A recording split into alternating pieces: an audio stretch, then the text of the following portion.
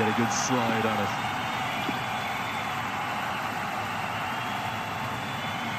Change in bowling. So we're going to see the left-arm spinner who's been...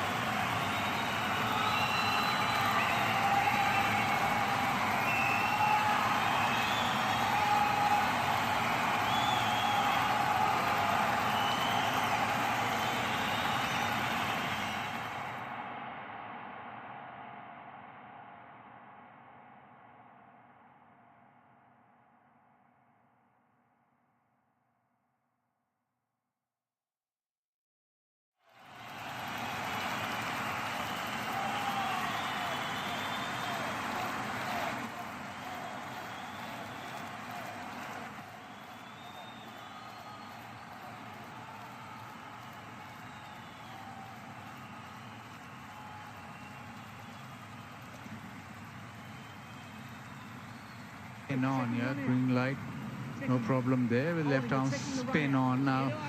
South Beg has made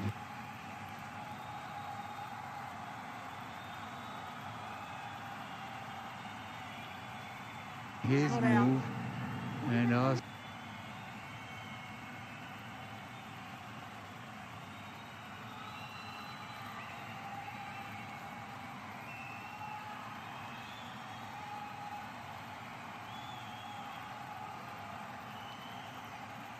the batters now to attack. Remember that Asfan there is a very experienced cricketer, even at under 19 level. He's played a couple of list A games, or 11 list A games and a couple of first-class games. So he has immense control. He'll be pretty happy to bowl now if the batters come at him.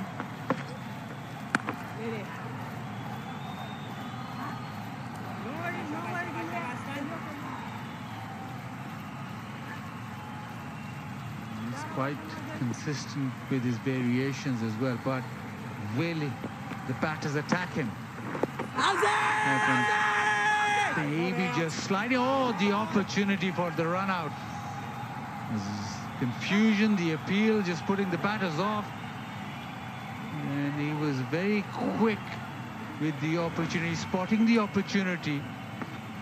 And if that had hit, he was walking back with the run out. There was no chance at all. The direct head missing. Well, again, not guilty of ball watching this time, guilty of umpire watching. Dumray was waiting for the umpire's decision, clearly not out.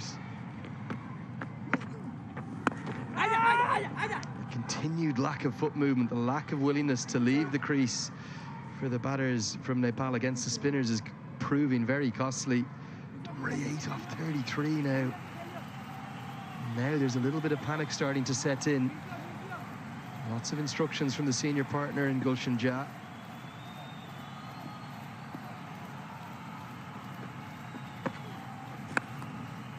Very attritional out there. It was a warm-up game that Nepal played Scotland in last week up in the Johannesburg region. Jah made 114 off 115 balls.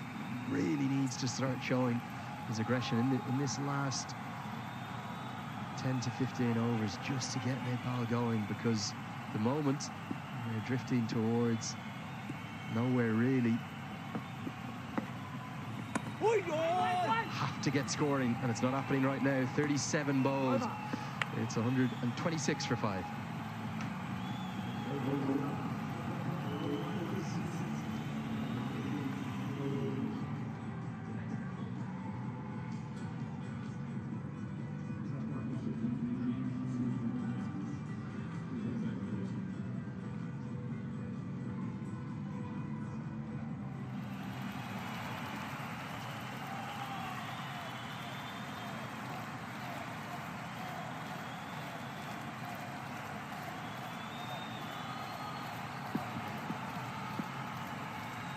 I think it's time now that Nepal get a move on.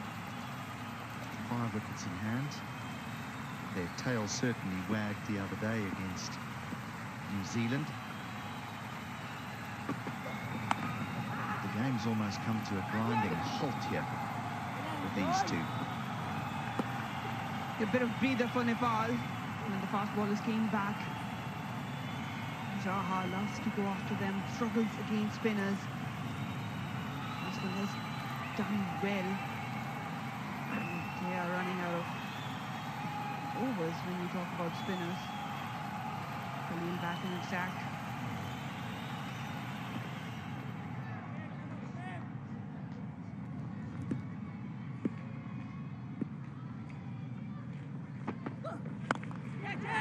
Chance for mid-off, who just backpedals, and the partnership is ended, and it's the dangerous Jar that has to go.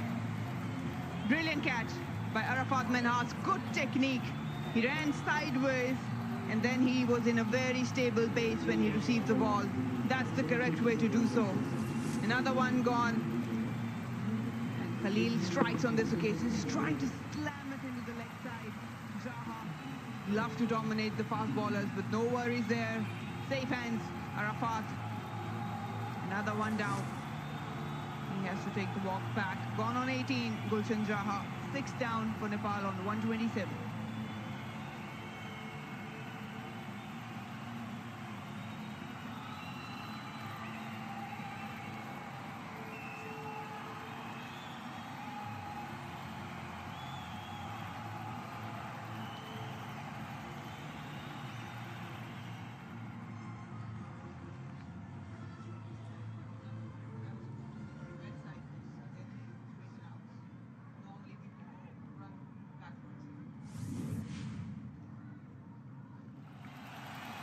Dipesh Kandal walks in at number 8, with Nepal needing some quick runs. I think there was so much expected of Gulshan Jar and the potential that he has to get the scoreboard ticking. So, by all accounts, that's a very big wicket for Pakistan. Another left-hander. It's the 5 men inside that 30-yard circle now, but all very, very tight, looking to save one.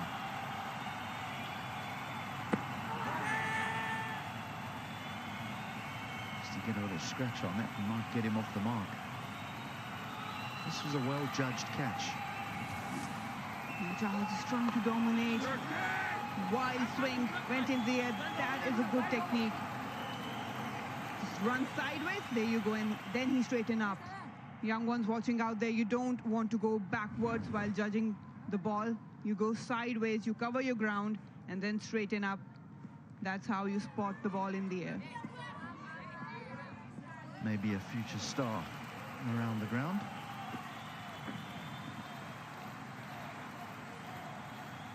Oh, another wide. Extras have almost been the lifeblood of some of these teams. I just wonder how close that this would have been to a run out here, as the keeper got rid of the ball pretty quickly. Yeah, there were a few shy at the stumps. Saad Beg, another direct hit missed. Another opportunity gone, begging for a run out. There you go. He was well short of his ground.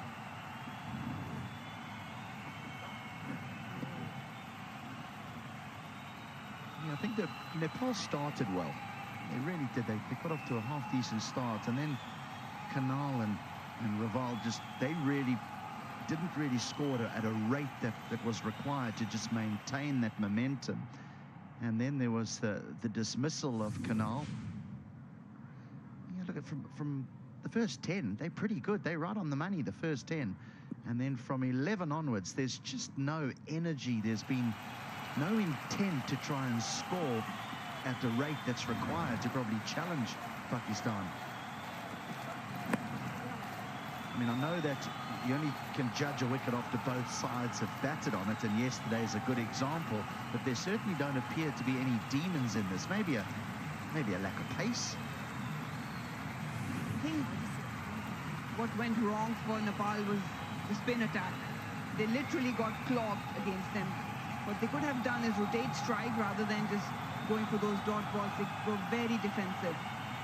That could have changed a little bit, and when the spinners were taken off, Fall safe.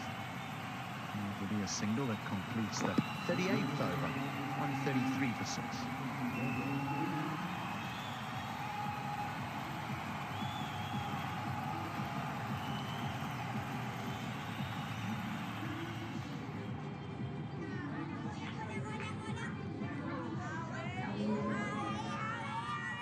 waving now, but they've been in good voice throughout the morning.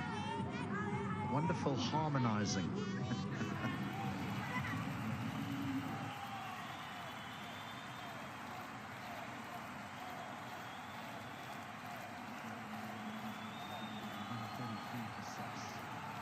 Right, spin's going to continue now. Now, who shows a little bit of intent?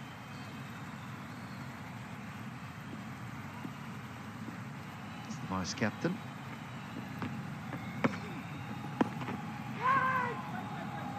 So again, it's almost just a plant onto the front foot, and then let's just see what happens from there. So you can get no momentum with a backswing or anything. Yeah, it doesn't matter whatever the format is. You cannot play a spinner just staying in your crease. You need to come down the track. You need to use your feet. Even use of crease is important. Those sweep shots coming in and force him to change his line and length. But if you keep on just going for those defensive shots, you're going nowhere with them. The thing about wrist spinners is they, at this sort of age level, they bowl the odd bad ball, but finger spinners, their strength is their accuracy. A finger spinner being a left arm orthodox or an off spinner. And so your job as a batter is to try and get them off that length. So sometimes you don't need to go down the wicket in order to play an aggressive shot. You go down the wicket, play a defensive shot. But now you've got the batter thinking, is he coming? Is he staying? But to just stand there and push it back, unless we're seeing something completely different in the surface, that is, Marina. Just 8 4s and 1 6.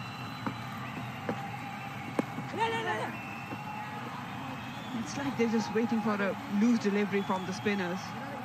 As you rightly mentioned, being aggressive is not about coming down the track and hitting hard, trying to clear the boundary. It's more about you can go deeper in the crease, try to create those length and angles where you can maneuver the ball. You can obviously use crease as well, go to the offside, play some sweep shots. Beaten, a little bit of turn there. And a very tidy over, just 2 from 135 for 6.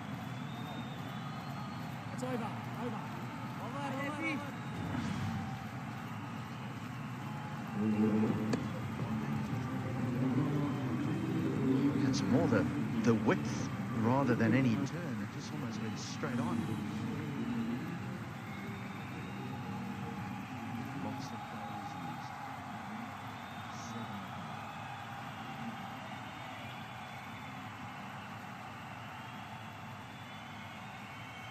So Bob has lots of options. For those last few overs of the innings, you can both spin one way through them. Yes, it's got 3 left.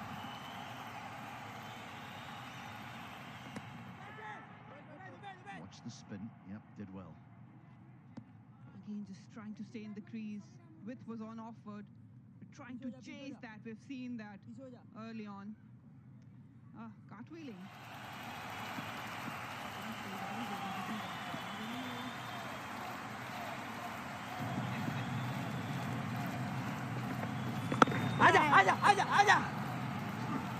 Is there a medical reason to why when you reach a certain age, doing those things make you dizzy? When you're young, you could do it for an hour, or you turn in circles for an hour. Now you just touch your toes and you get dizzy. The medical reason is that you get old, HD.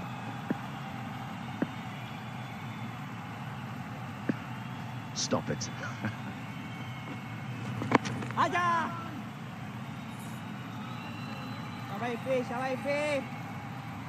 As a batter, when you talk about having certain set of skills against fast bowlers and spinners, it's very important to understand what your strength and weakness is, and especially at international level. If you want to be successful and be more consistent, you need to have those certain skills. When we talk about openers, you need to have those cut shots, pull shots, the ability to handle the swing and the short stuff. And when you talk about batting against spinners. The points we are talking about are very important.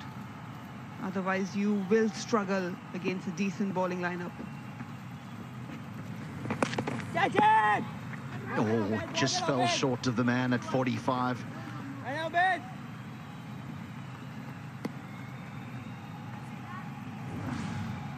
think that was the first sweep shot I've ever watched here from Nepalese. This dropping shot. He did well actually to contain that boundary. Arafat Minhas, he's very animated. He's one of the experienced campaigners for Pakistan. So Sri Lanka, just to let you know, have been bundled out by 133 by Namibia in Kimberley.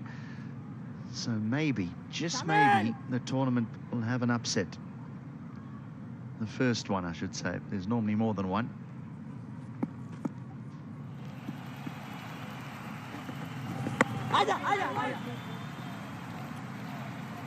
They've docked to end the 40th, 137 for 6.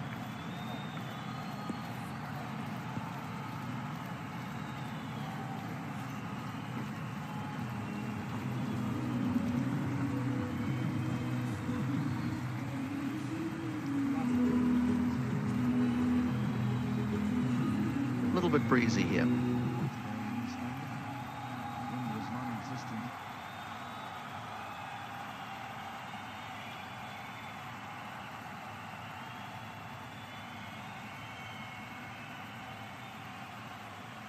Conditions here in East London, just the breeze and some blue skies, and now the final power play. And Nepal, with 4 wickets in hand, need to just get a little bit of a move on, a little bit of a hurry up here.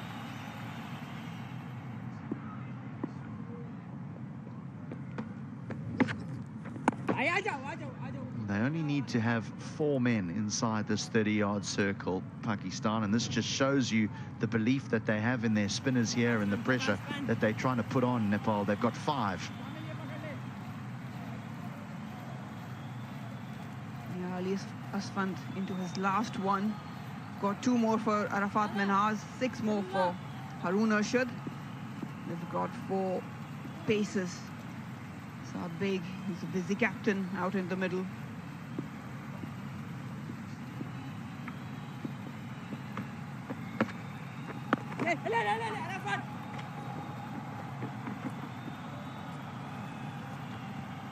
They started okay. Nepal, we've said that their first 10 overs, 55 for 2. Yes, the wickets column is probably not quite what Nepal would have wanted, but the run rate was certainly good. But from there on in, next 10 overs, 2.6. Following 10 overs, 1.8. I don't think you're going to win a lot of one-day games if your middle overs have those sort of run rates. And that's when the spinners were operating from both ends. They were literally in a shell.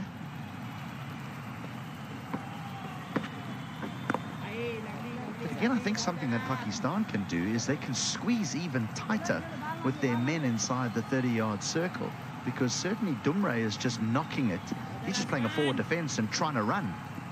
They could squeeze just ever so slightly. Just read that back lift. Usually when a batter is looking to play with softer hands, he wouldn't have that high bat lift. You just nudge it around, and as a fielder you need to keep an eye on that. Get a few yards in.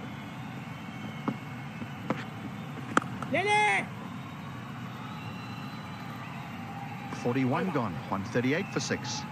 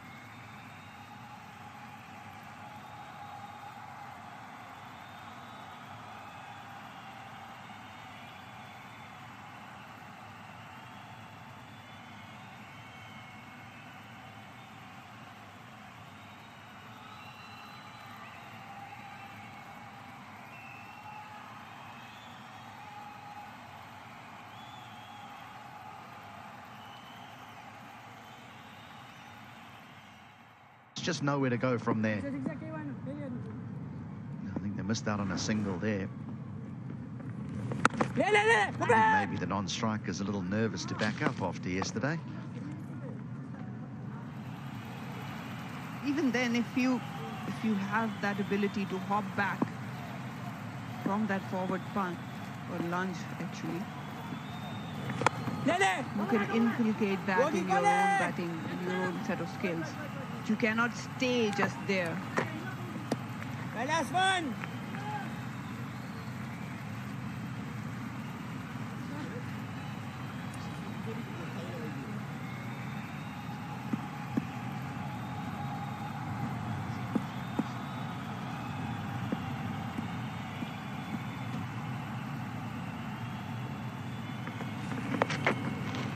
Swept away, and there is a boundary. A much needed one. It's taken some time to find the boundary. Yeah, just drifting with the wind, Haroon, on this occasion.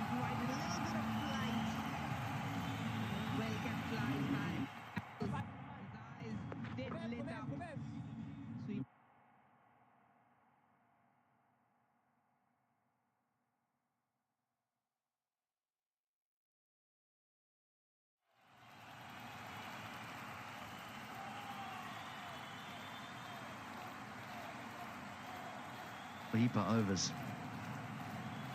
But there's a sweep. There is the sweep shot. And immediately Pakistan move one fielder that was inside the 30-yard circle out, which creates another opportunity for strike rotation.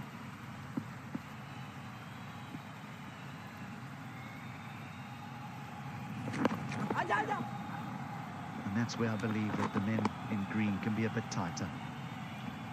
That's how you do it. It's all about the game awareness. It's all about how you can force the bowler to ball at you, and you can set the field according to your strength as well.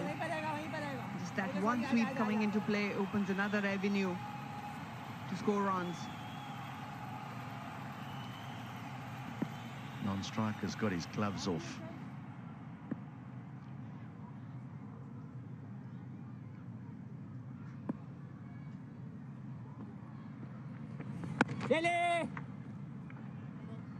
End of the over, 144 for 6.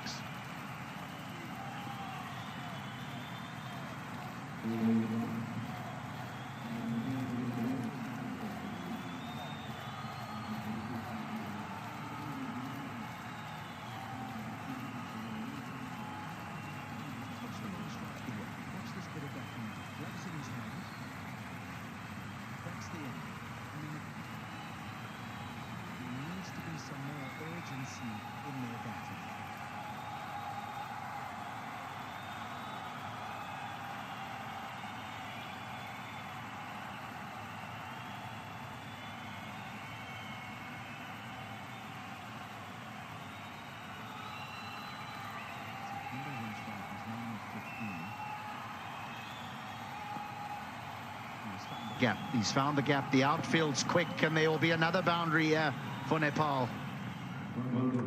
Lovely hands from Kandil on this occasion. Just a width on offer by Arafat Minhas, trying to extract something. It was a bit quicker, and all he did was utilize that pace. Literally guided it to the third area for boundary. That's smart batting. It was a nice stroke, wasn't it? He used the pace that Minhas gave him, and I almost feel that the Pakistan spinners can bowl the ball a little bit slower to these two with that front foot lunge that we were talking about. But if you give them pace to work with, they can just nudge it, nurdle it, run it, guide it.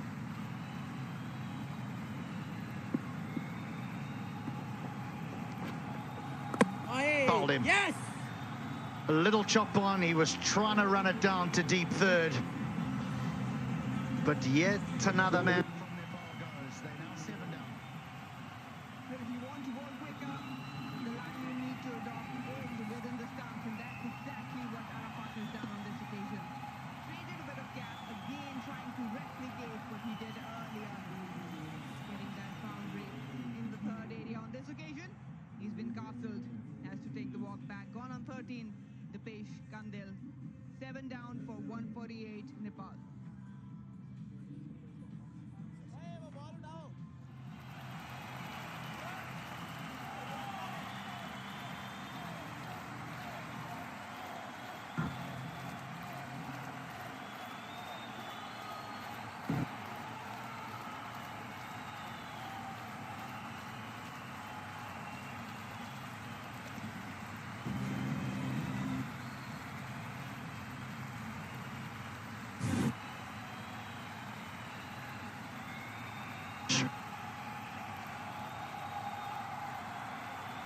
Minas now has 3 for 18 in just over 8 overs. Now, he's a well-thought-of cricketer in Pakistan. He's an all-rounder.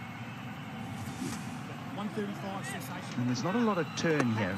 It's just with the angle from over the wicket. It's in and around off stump. He just chops it on. I'm saying Arafat Minas is well thought of around Pakistan. He's already played a T20 international. Coming around, 4. And he didn't do too badly as a young man representing Pakistan at the Asian Games. A couple of contributions with bat and ball. And was very good in the field. He played a lot of cricket back at home as well. He's picked up for Karachi Kings, and then Multan Sultans. He played grade 2. Should get a couple here. 3. Amazing how quick this outfield is, as it just keeps seeming to get away from the fielder. That's good positive running. Just grabbing all the opportunities you have as a Nepalese batter.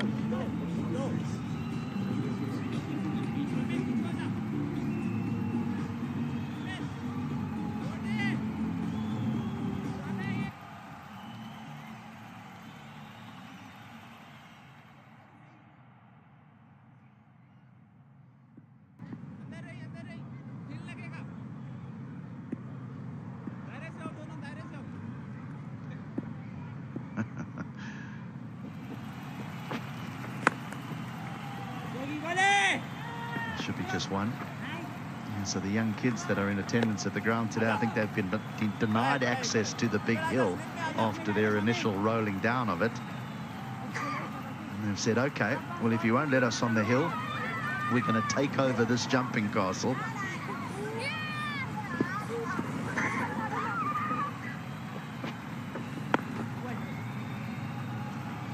So end of the 43rd, 152 for 7.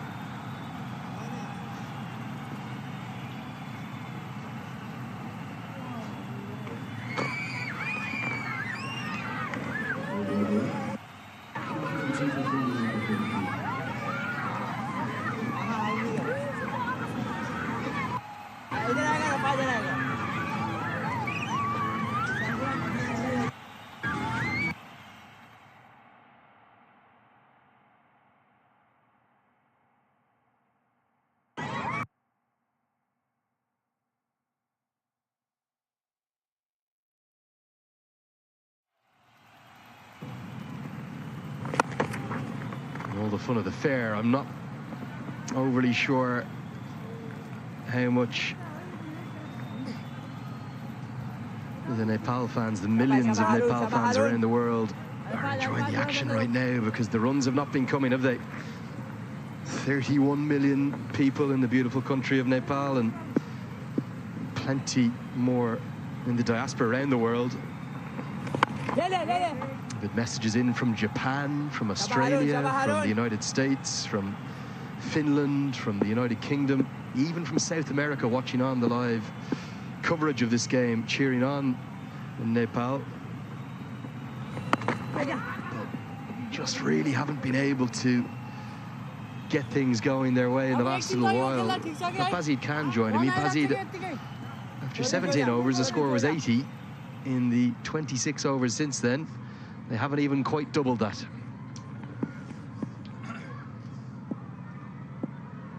Yeah, 176 dots.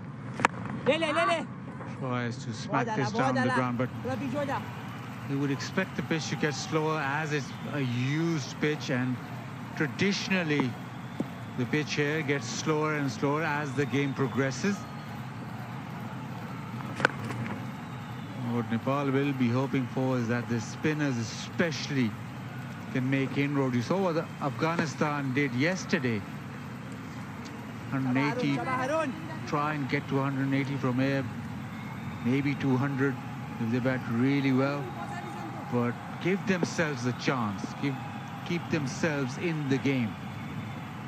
It's a quick single To end the 44th, it's 156 for 7. Yeah, I think the thing that has surprised me has been Nepal's struggles. Much of it. Back in cap.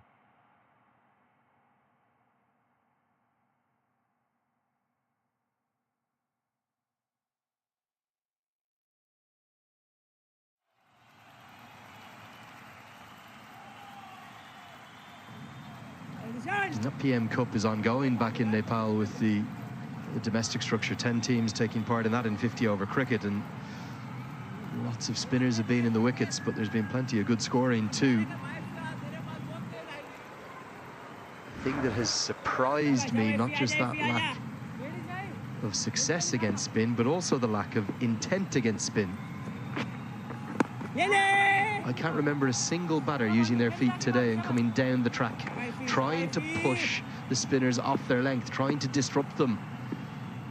Yes, Pakistan spinners have been excellent, but they've been allowed to be excellent. Nepal's batters haven't forced them to change a single thing.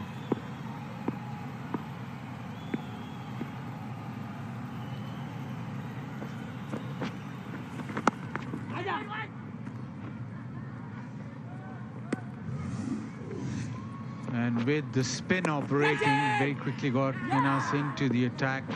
He's got more spin than any other spinner, but he's been accurate. And again, beats the bat. His length has been superb. He just drags the length back, and that makes it difficult to get at him, and he's bowled beautifully. He's not been put under pressure either, but that's not his fault. He's just carried on, bowling accurately, even in his 10th over now, 4 dot balls. And you look around at the field, they've got 5 fielders inside the 30-yard circle. They don't need that 5th fielder in. But it's just about being able to keep those dot balls happening and piling up. This has been a superb spell from Arafat Minas. Last delivery in his spell, 3 for 22. Into the leg side, just a single. So just a single off his 10th over, 3 for 23. Nepal 157 for 7. He's had an excellent day. He's taken 2 catches as well. Bazid, so 3 wickets, 2 catches. Excellent effort, and he looks rightly delighted with his work. I was watching those 2 left-arm spinners in tandem in the warm-ups, and they did not miss, Baz. The coaching team had a very, very small group of cones laid out for them, exactly where they wanted them to bowl. And both of the 2 left-arm spinners just kept hitting those warm-up cones again and again and again. As a spinner myself in days gone by, I was blown away by their accuracy. So impressive. Now, Ubaid Shah, who was so impressive a few days ago in the first Pakistan appearance in this tournament, he's going to come back into the attack, bring some pace onto the ball. Is this a chance just for something for Nepal, or will Pakistan be thinking of bowling their opponents out? Anything under 180, Pakistan will be delighted with their 50 over effort.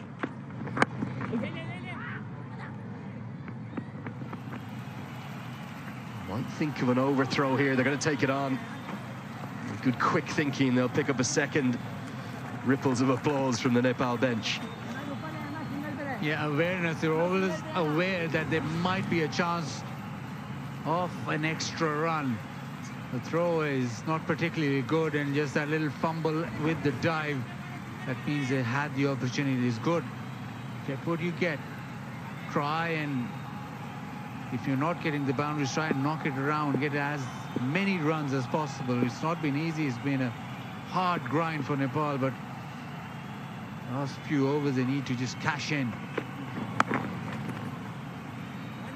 And maybe it's not about hitting boundaries, maybe it's not about clearing the fence, but just get as many runs as they can by hitting the boundary riders, or maybe just working it around. So there's still that element of the game. Yeah,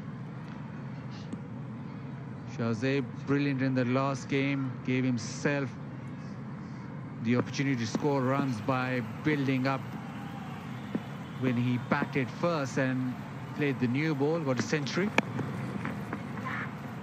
Risky single. Oh, I think direct hit would have been gone. It's Ahmed who knows it, doesn't he? Hands on heads in the field. I think Nepal are just going to try and run everything. Yeah, gone for all money.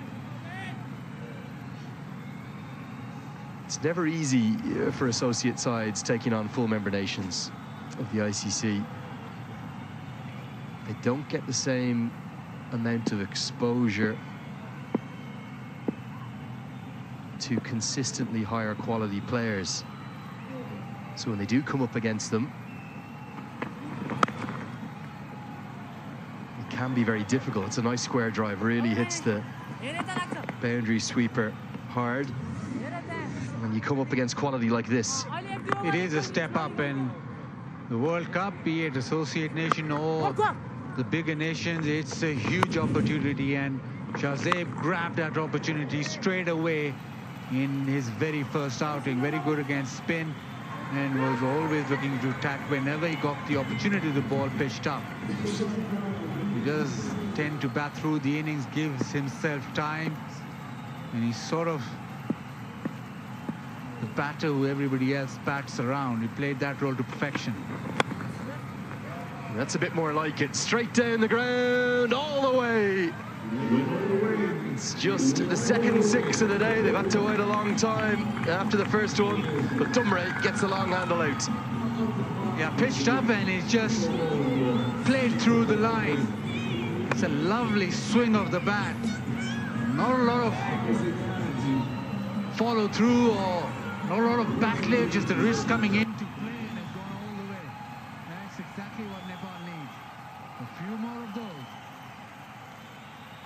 Look at him checking with the umpire as well. How many balls to come? One to come. He will want a single here. He wants to just get on a roll in those final 4 overs for Nepal. Wait on! Can't get it. But he does get 11 runs from the over. And it's 168 for 7.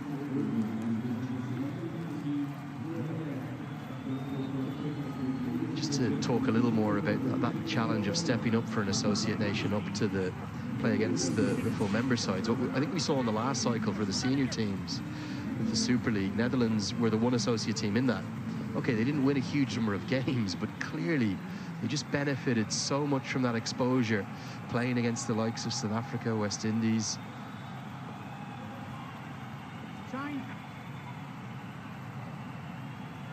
Because of all that exposure they had through the Super League, the Netherlands men's side, then when it got to the qualifier in Zimbabwe, they were good enough to take one of the 2 spots.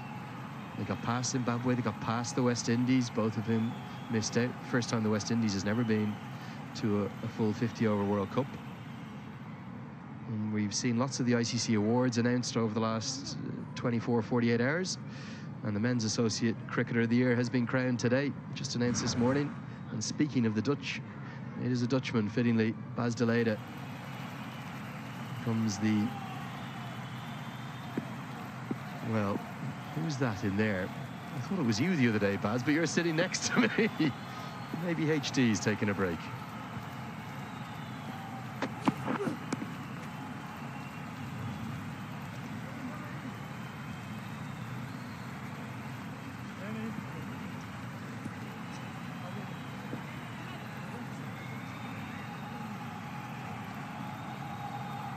The Cricket World Cup Super League, it was so good for somebody like an associate nation because they got so many games. No matter what the result, the experience of playing against top nations, and that's been shelved now. That's for the associate nations, it's a big blow because you're not guaranteed any games now at all.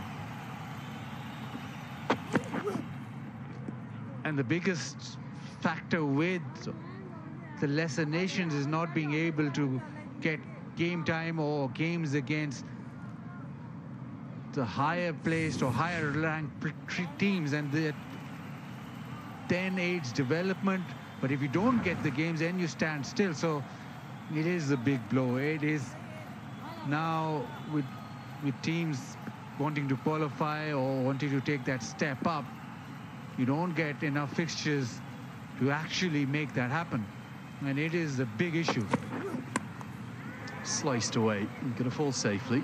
Just be a single, you'd think.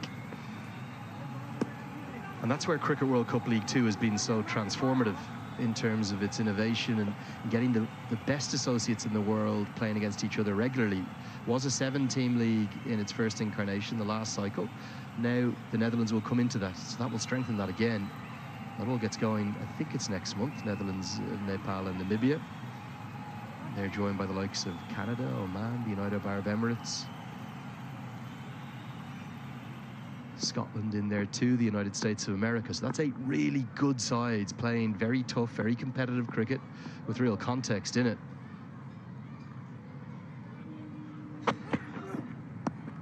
But I agree, it's the exposure then against those full member nations that the associates still need. It's happening more and more though. We've seen Pakistan be very good with their touring of the likes of Ireland, Scotland and the Netherlands. I know Ireland is a test nation there themselves. We've seen South Africa start to be really good to Namibian cricket. Hopefully even the likes of Nepal are getting assistance from India down in the BCCIs. So hopefully with the likes of a 20-team T20 World Cup this year, we're going to see more and more exposure for the associates. They're certainly, in my opinion, better than they've ever been.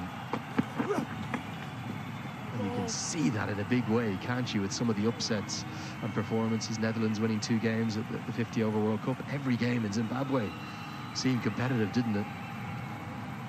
Absolutely, and the more you play, obviously, the more the exposure you get, you're only going to get better. I'll take it a step further. So a team like Afghanistan, who were brilliant at the World Cup, look at their fixtures, it's nowhere near enough. They don't get the exposure. Even as a full member nation, they don't get enough game time. So the edge and gone, the short ball working. The umpire straight away agrees with Ishan. A good short ball, extra bounce, and Pakistan have a wicket. Well, it's not easy. He knows it's coming, doesn't he, Dumre? He's almost off his feet, attempting to hook this, but clearly comes off the top edge, and an easy decision for the umpire from Australia. The finger goes up, and Dumre's long stay at the crease is over. He's fought as hard as he could. Gone for 26, 172 for 8.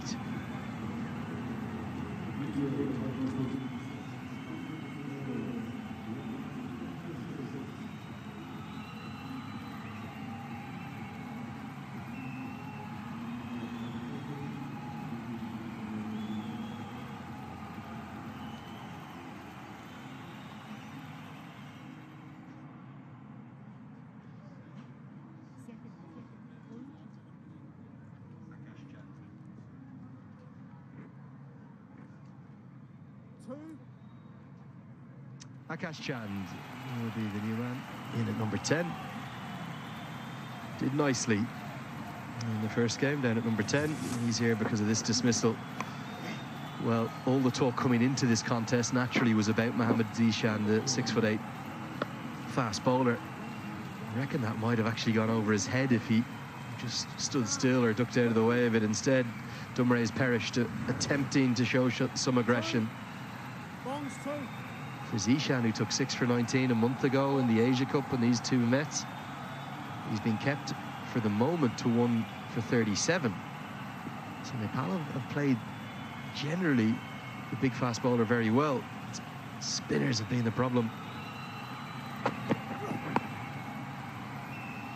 3 overs remain, 172 for 8.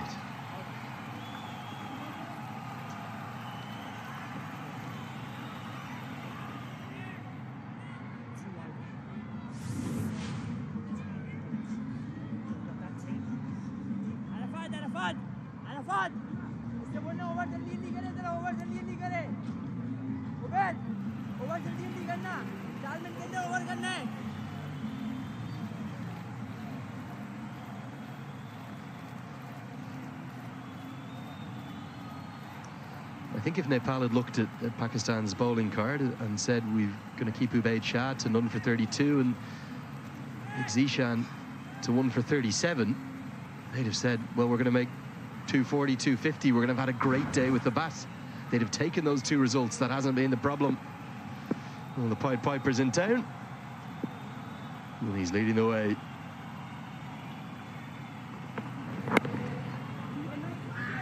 Game really, it hasn't had the makeup that we thought it was going to in all of our work in advance of this game, Baz.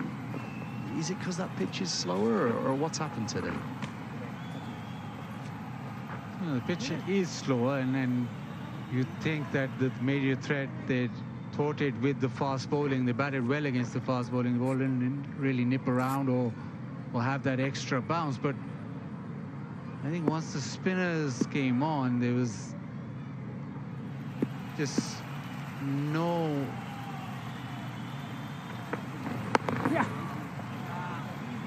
play made from Nepal at all. They just carried on going forward and defending, and not take a, I wouldn't say risk, but not be proactive at all. They didn't, you say he didn't come down the track, but they didn't even try the sweep shot or anything to put the bowlers off. And we know the two left armers are so experienced. I say under 19 level, but they are so experienced.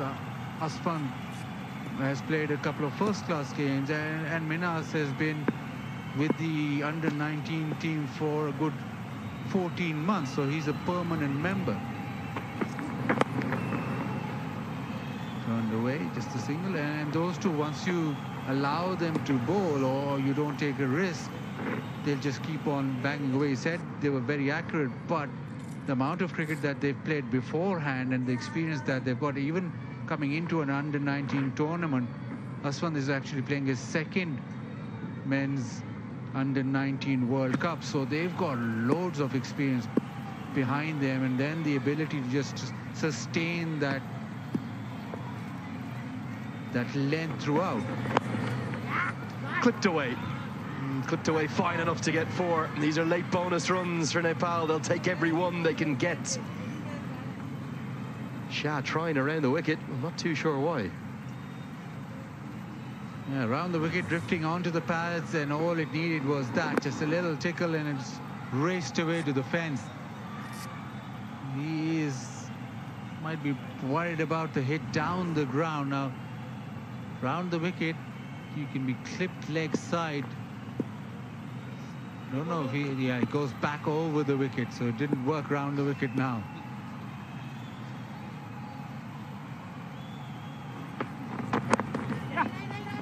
Bit of width on offer, and rightly sent back by the non-striker. I'm lucky enough, Baz, to do a lot of associate cricket, and I also do quite a bit of associate v full member stuff. And what I always see again and again is that the only way that an associate can go on to beat full member nations is by taking risk. You have to be willing to be bowled out, in Nepal's case batting first here. Risk being bowled out for 140 to get 250 plus. Take some risk. If you don't take that risk, you aren't going to put the more experienced, the favoured side under pressure. It's the only way you can win these games. 2 overs remain and 79 for 8. And for me, there hasn't been enough risk taken by Nepal. They weren't willing to risk being stumped by coming down the track to the spinners. They haven't quite played enough shots in anger. You see 6 of the 8 dismissals have been caught. But even those, that wasn't calculated aggression, taking risk, hitting with the wind, targeting the shorter side.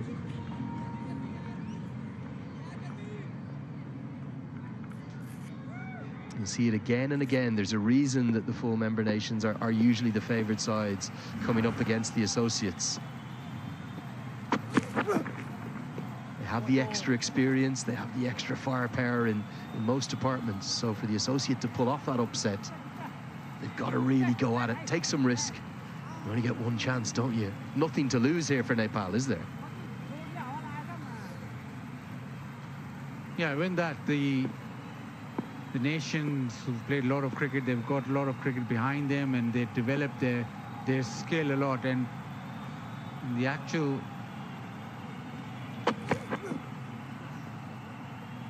art of playing spin is to be able to rotate strike, and then when the opportunity presents, you can hit the boundary. But if you don't have the ability to rotate strike, and you've just got the option of either block or try and slog it out of the park, that is very, very high risk.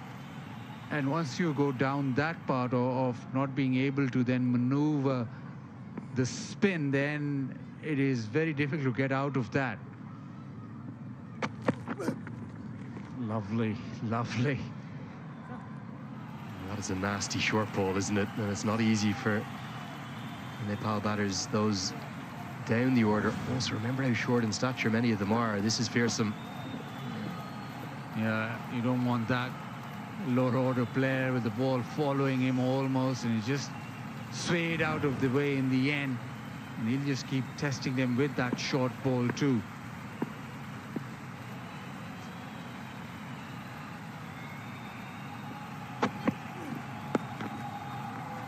Slower bouncer this time around. He gets bat on it, just a single.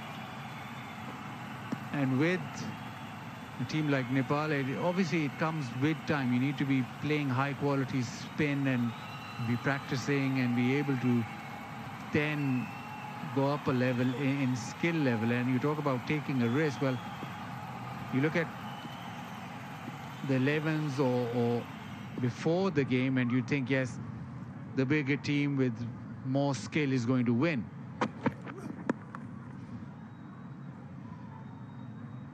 And then how do you outskill a team? You probably won't be able to. The only option that you have is try and exert pressure and put them off their game.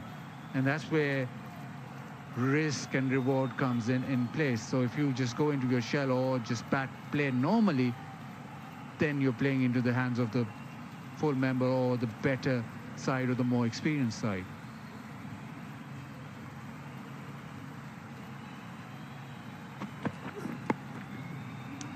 Yeah, they want two here. They should get it. Yeah, turn and go quickly. And the throw is nowhere ready. Oh, they might get more than two. Count them up. 2, 3, 4, 5. Well, they're going to get 5. They won't quite get 6. I thought they were going to get 6. I'm pretty sure it's 5. It is 5 to the total. A little bonus for Nepal. He turns it away, calls for 2. And the throw comes in, and nobody's, neither the bowling or the batting end, the keeper, the captain, Saad Beg, is not happy at all with what resulted. And in Pakistan,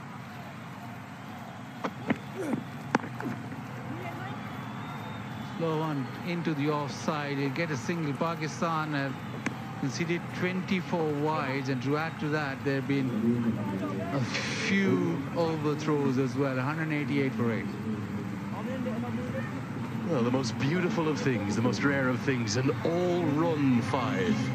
Usually when you see 5 on a scorecard, it's a quickly run single and then 4 overthrows. Not the case this time. An all-run 5. Just want to build on your point, though, Bazid, of taking on those.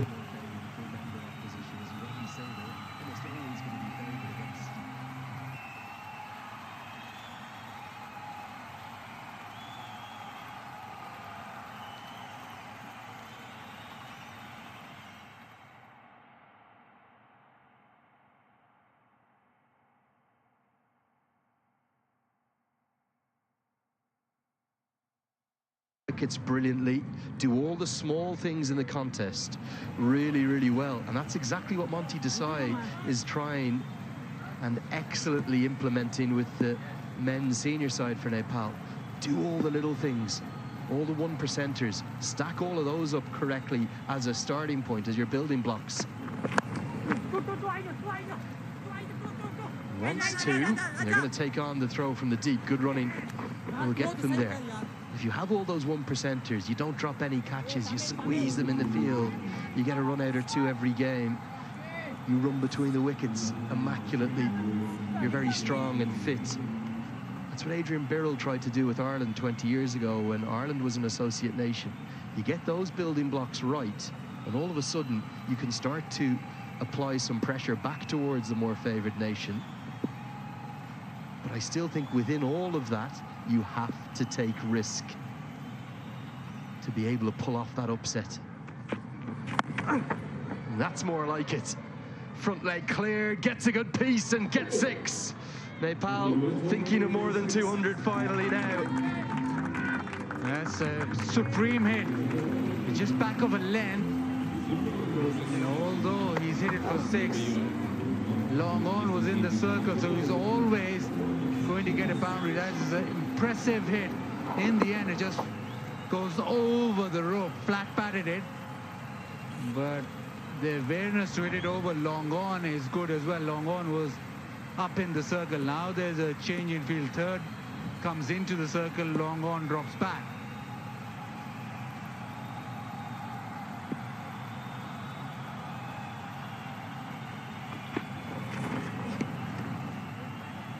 A big swing and a miss after, as you rightly said, it was flat batted, wasn't it?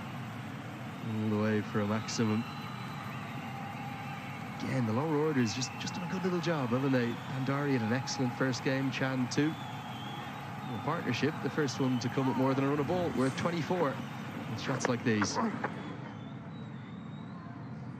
Like they did in the previous game, they rallied at the back end, and they're doing that again. A partnership that they needed, the impetus that they needed. Goes short, has a go at it. Goes down deep square leg. Wants to, no, he won't get to. So Ubaid Shah now just predominantly bowling short. So maybe just set yourself up and go over mid-wicket if you can. 197 for 8. And they finish with a flurry. I think one thing that Nepal should be very proud of, barring 2 wickets and 2 balls here, they're going to have batted their 50 overs against both New Zealand and Pakistan. That's a good starting point, isn't it? They'll get better and better, these young men.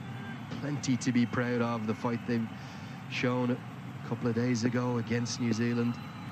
They're really good. And now they're just staying alive in this contest, just hanging around. What can they get from the last 2? It's going to go up into the air and going to be held on to.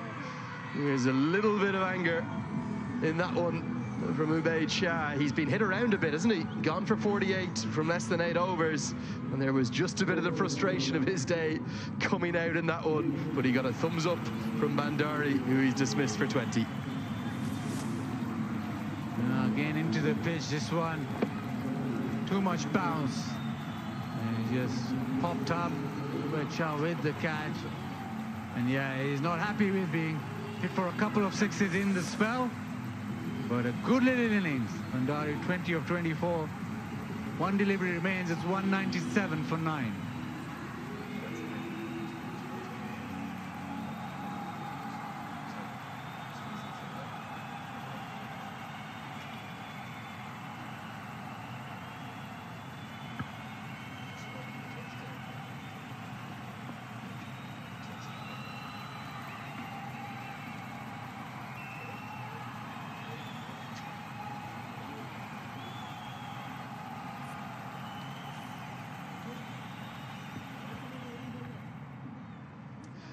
One of the 3 changes to the side. Durgesh Gupta, the left-arm seamer, right-handed batter, in at number 11. See him with the new ball, most likely. Very skillful operator. He's already been in some senior men's action in Nepal. Change in the field. Mid-wicket comes in. Last ball of the first innings. And the bat has gone miles, but he's being caught. Extraordinary. A caught and bowled, and with 2 wickets in the last 2 balls, Nepal have been bowled out. The bat went further than the ball.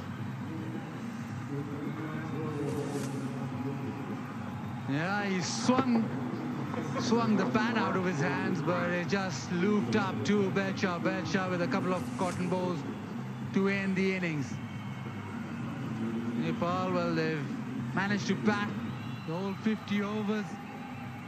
And we got to 197. Pakistan, well, they'll just reiterate that it's not going to be very simple. It's not a pitch where you can just come out and play the shots, but they won't be too displeased with what they've done in the 50 overs. Nepal, on the other hand, well, they've got runs on the board. Whatever they've got, they now have to defend. And they've rallied, and in the end, they've got to almost 197 off their 50.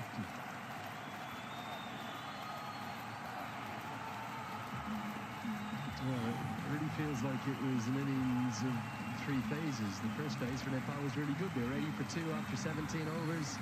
But then Pakistan dominated those middle overs with their spinners, didn't they? They reduced Nepal all the way down to 148 for 7. But again, the tail wag for Nepal. Good contributions from Dumre, Bandari and Chand, who unbeaten at 16. There's far too many dot balls in the middle. It's meant that none of those partnerships really came at a good pace. Look at them for the 4th, 5th and 6th wicket ball at strike rates of less than 50. And for the bowlers, well, Ubaid Shah's figures look a little bit better than they maybe did prior to those final 2 deliveries. He finishes with 2 for 48. The pick of the bowlers, no doubt about it though.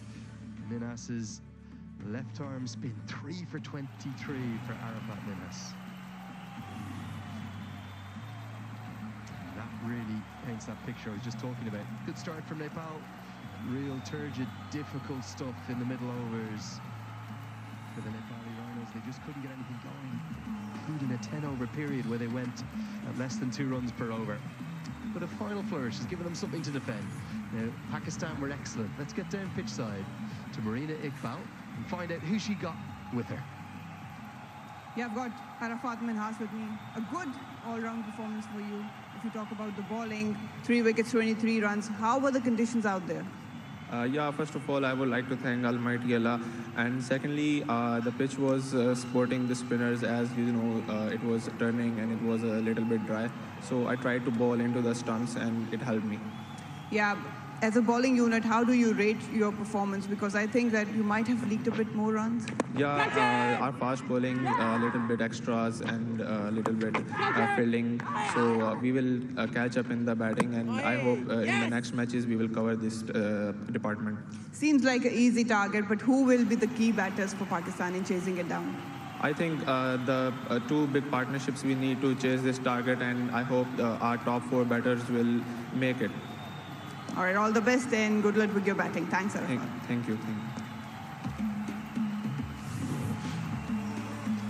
Well, the spinners spun their web, didn't they, for Pakistan? It has put them in front, we suspect, at the halfway stage. Nepal are short of what they would have wanted, having won the toss and chosen to bat first. They've scored 197.